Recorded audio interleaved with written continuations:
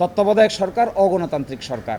এই অগণতান্ত্রিক সরকার ছিল 90 দিনের জন্য। এই 90 দিনের অগণতান্ত্রিক সরকার মানতে না পারার কারণে 15 বছর স্বৈরশাসক এবং অগণতান্ত্রিক ব্যবস্থার সঙ্গে থাকতে হয়েছে। তত্ত্বাবধায়ক সরকার ব্যবস্থা বাংলাদেশের সংবিধানে এসেছিল, উচ্চ আদালতের স্লিম মেজরিটির ভিত্তিতে এটা বাতিল হয়। ফলে কতগুলো কনসিকোয়েন্স হয়েছে দেশে।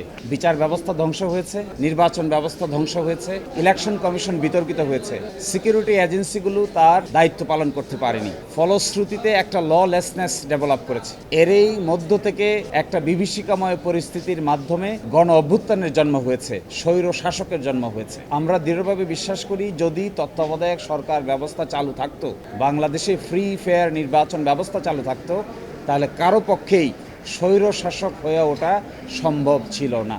এবং আজ থেকে 30 বছর আগে বাংলাদেশ জামায়াত ইসলামী এগুলো ভেবেই প্রস্তাব দিয়েছিল, সেই প্রস্তাবের পক্ষে আন্দোলন করেছিল। অবশেষে তাদের প্রস্তাব সকলেই গ্রহণ করেছিলেন, প্রাথমিকভাবে গ্রহণ করতে না চাইলেও। এরই মাধ্যমে 15 বছর দেশ চলেছে। তারপরে এসে সর্বজন স্বীকৃত হয়ে সংবিধানের বেসিক স্ট্রাকচার হয়েছে। 15তম সংশোধনীর মামলায় হাইকোর্ট ডিভিশন বলেছেন তত্ত্বাবধায়ক সরকার ব্যবস্থাও সংবিধানের বেসিক স্ট্রাকচারে রূপান্তরিত হয়েছে, মৌলিক স্তম্ভ। বহু চড়াই উতরাই পেরিয়ে 30 বছর আগে দেওয়া প্রস্তাব আজও বাংলাদেশের মানুষের কাছে এক এবং অভিন্নভাবে সত্য প্রমাণিত হচ্ছে। এবং জামায়াত ইসলামের এই কন্ট্রিবিউশন এবং এই অবদান এই জাতীয় জীবনে এক অভিন্ন এবং অদ্বিতীয় অবদান। এবং এই ক্ষেত্রে যে পলিটিক্যাল ম্যাচুরিটি বাংলাদেশ জামায়াত ইসলামী দেখিয়েছিল তখন, দীর্ঘ 30 বছর পরে, সকল সংগ্রাম আন্দোলনের পরে, জীবন যাওয়ার পরে আজও মনে হচ্ছে এটাই আমাদের জন্য একমাত্র গ্রহণযোগ্য ব্যবস্থা। এবং আজকে যে দুটো গ্রাউন্ডে লিভ হয়েছে তার মধ্যে একটা হলো error apparent on the face of the record. এই জাজমেন্টটা দেখলেই মনে হয় ভুল আছে। সেই ভুলটা কি? শর্ট অর্ডারকে পরিবর্তন করে ফেলা হয়েছে লং অর্ডারে। এইটা বাংলাদেশের ইতিহাসে প্রথম হয়েছে। এটাই প্রথম হয়েছে যে শর্ট অর্ডার দেওয়া হয়েছে, 16 মাস পরে লং অর্ডারে শর্ট অর্ডার পরিবর্তন করে ফেলা হয়েছে। এটা দেখলেই বোঝা যায় এটার নাম হলো error apparent on the face of the record. আর দ্বিতীয় বলেছেন সাফিসিয়েন্ট কজ।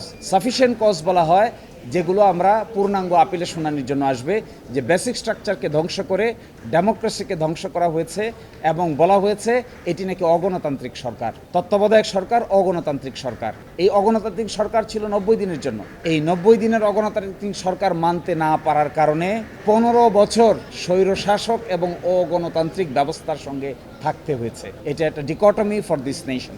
আর আমরা বলেছিলাম যে লিভ না দিয়েও এটা নিষ্পত্তি করা যায়, কারণ এই মামলাটার হাইকোর্ট ডিভিশনে সার্টিফিকেট দিয়েছিল, সার্টিফিকেট এগেনস্টে আপিল হয়েছিল, আপিল অ্যালাউ হয়েছে।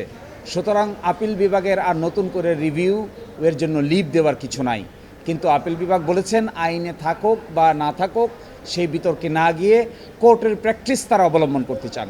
সেই জন্য আজকে লিভ দিয়েছেন এবং শুনানি হবে রিওপেনিংয়ের প্রথম দিকেই। এটা শুনানি হবে গুরুত্বের বিচারে, শুনানি হবে রিভিউ থেকে উদ্ভূত যে গ্রাউন্ড তার আপিলের উপরে শুনানি হবে।